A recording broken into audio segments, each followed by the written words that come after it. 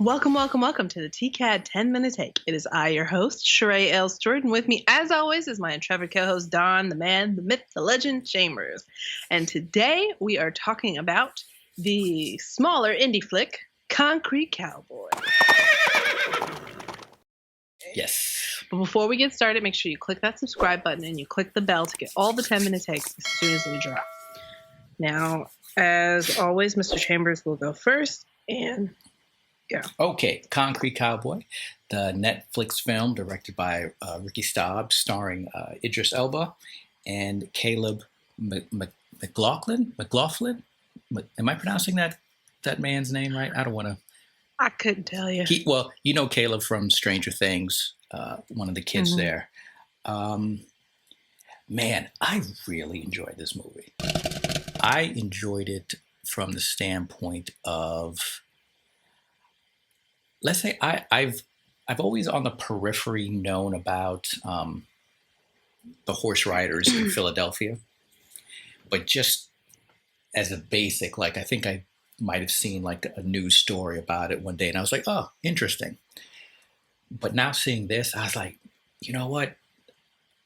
This is good because it kind of sheds a light, or it opens up an idea, or it brings to probably definitely a younger generation something that they might not have known about at all, for them to like research and find out about the horse riders in the city of Philadelphia. And in this movie, I think almost all of the riders that they show there in the movie are the real people from Philadelphia. They're real riders, because if you watch to the end, they actually interview them and they talk, kind of about, riding in the city.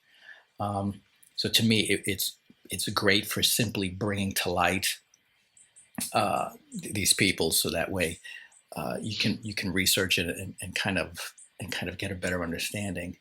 Obviously, Idris Elba is great. The kid McLaughlin, Caleb, great. Oh, what's his name? Jarrell, is it? The other kid from... Jarrell Jerome, Moonlight? right, who plays Smush. He's amazing. That dude can act his ass off, let me tell you. He's great. And who really surprised me, Method Man. He's really good. And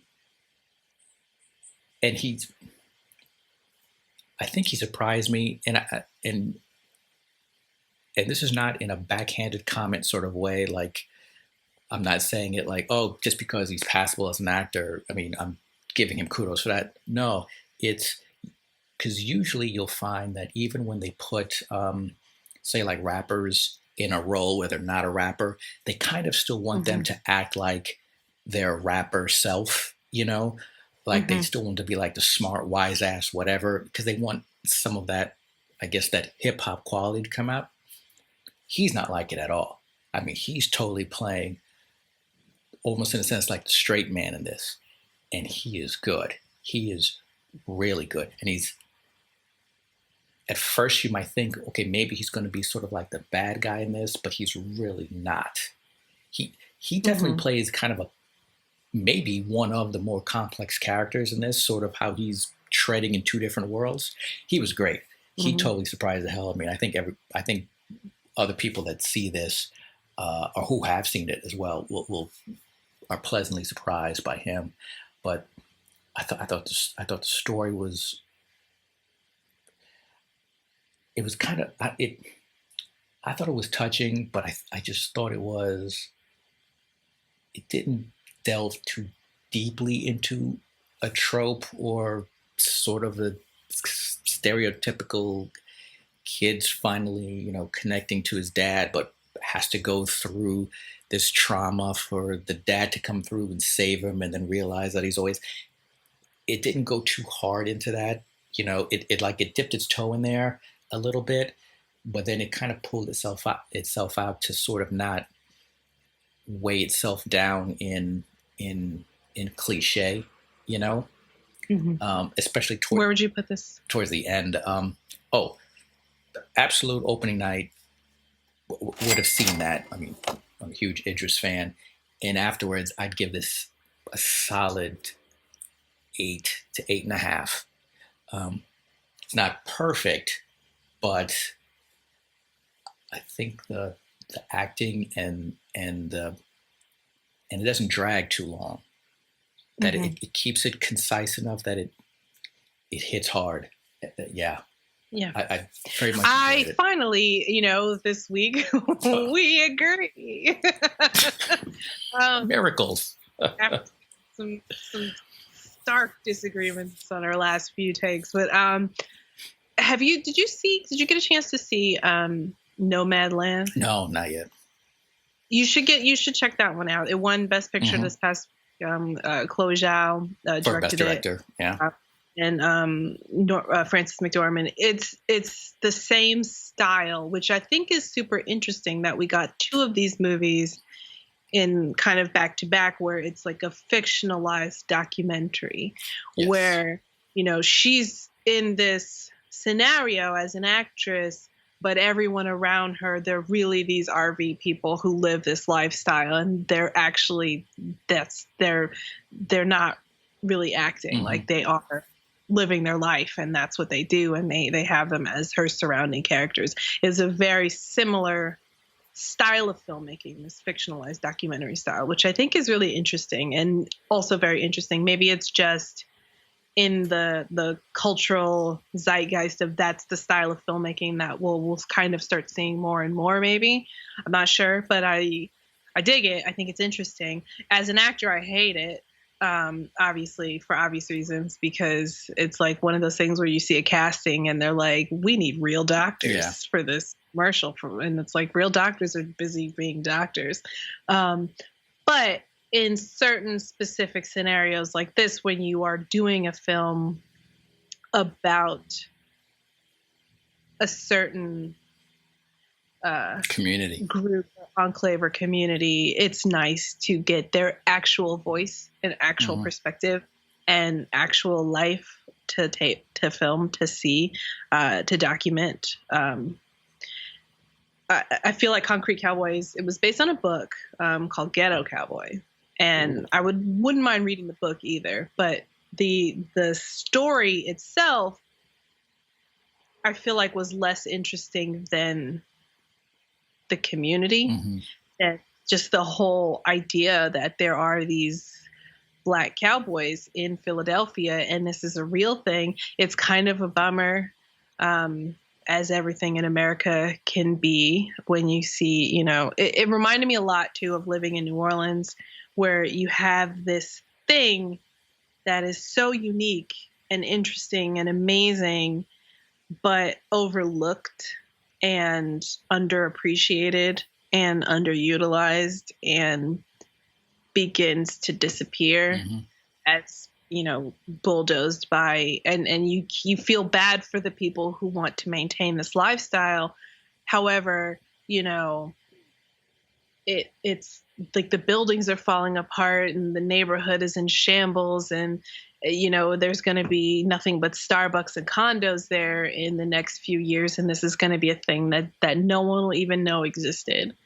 And it's kind of depressing like that there are these things in this country that are like that all over the place. Like, we are definitely, as a young nation, we are not super interested in preserving our history. Like, I don't feel like the United States will ever be like a country in Europe that has, 100 years from now, these vast cathedrals that you can go see and like be like, this was America then. Like, we won't have that. It's just going to be new. Everything's just going to be new. It's going to be torn down, the new thing, whatever's new. It's like a country with no past.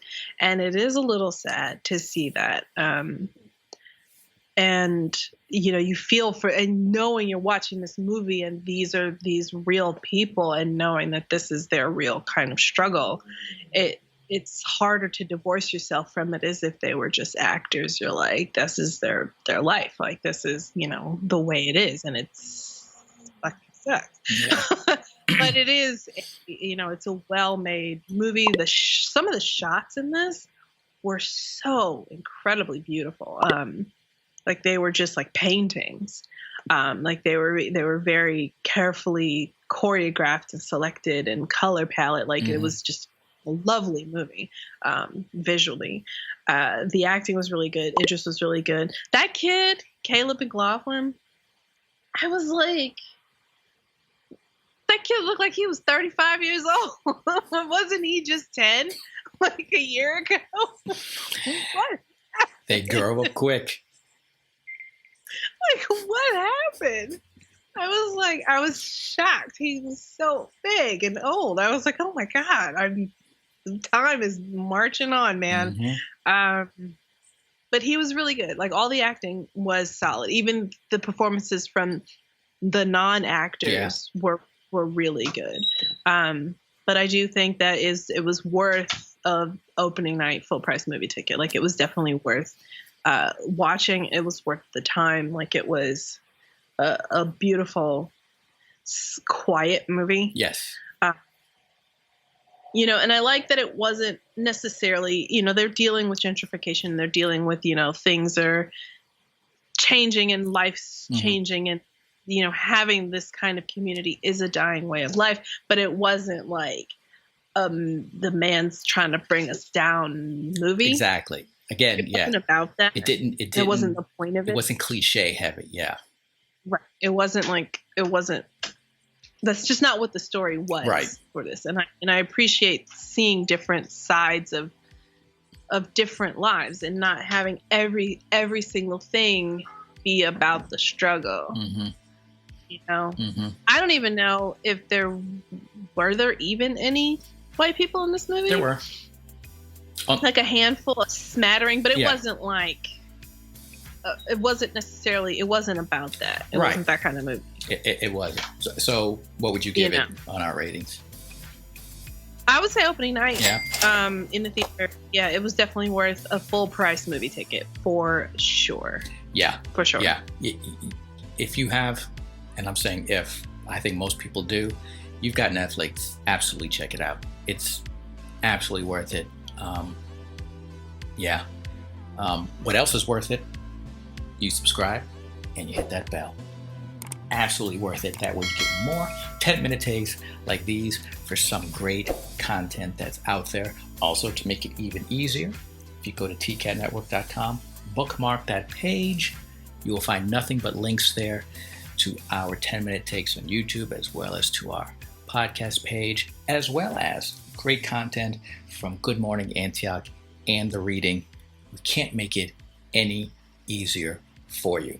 But as always, subscribe, hit the bell. That way you're always going to be notified whenever we've got new content coming out here, because we're going to keep the 10-minute takes coming, because this is a good year for content, because we've been backed up with the pandemic, and so they're releasing it all out there. So I definitely see through the rest of this year more and more great stuff, and we want to make sure that you are notified every time we put it out there. So till that next time when that bell rings, see you. Does it ring? Sort of.